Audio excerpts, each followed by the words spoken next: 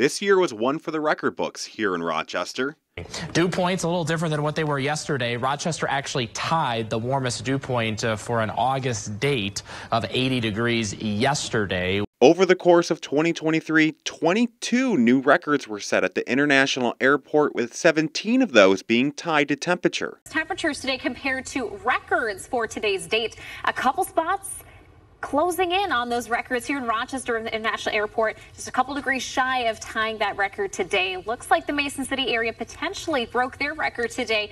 And this year across the temperature spectrum, we went from hot to frigidly cold.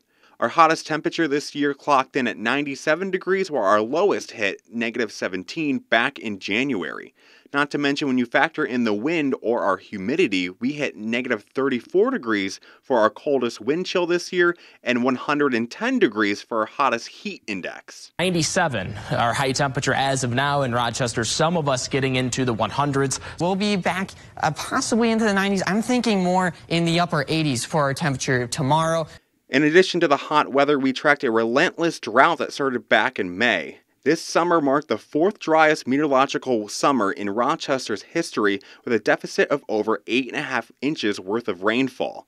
Our driest summer month was actually June, which lacked about 4 inches worth of rain. And typically it's the wettest month with over 5 inches worth of rain. Next point of the lack of rainfall that we've been seeing still continuing to impact us here in southeast Minnesota, northeast Iowa. That drought continuing to grow, now containing a large majority of our viewing area. We also alerted you about unhealthy air qualities from some of the worst Canadian wildfires in the country's history. But this year, on March 31st, we guided you through a two-part system that first brought severe storms, especially in Iowa. I think there's a VO for us from KCRG of a tornado hitting a building earlier today here. Here's from their sky cam.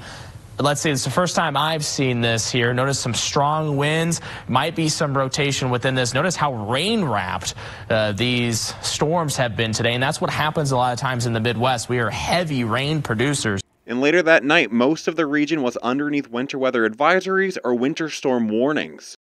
North in the area, the possibility up to 7 inches from Zebroda, Wabasha up to Red Wing, Rochester 2 to about 5 inches. South of here, we're looking at an inch to maybe as much as 3 or 4 inches, depending on how things pan out with that transition from rain to snow. And at the end of this year, we have you to thank with all the photos you have submitted to our Facebook page and for trusting us to be your source for all things weather. All right, so we have first alert days in effect here coming up for Wednesday and again on Thursday. So it is a first alert day. Still looking ahead at the second half of the day that's going to be featuring a lot of variety.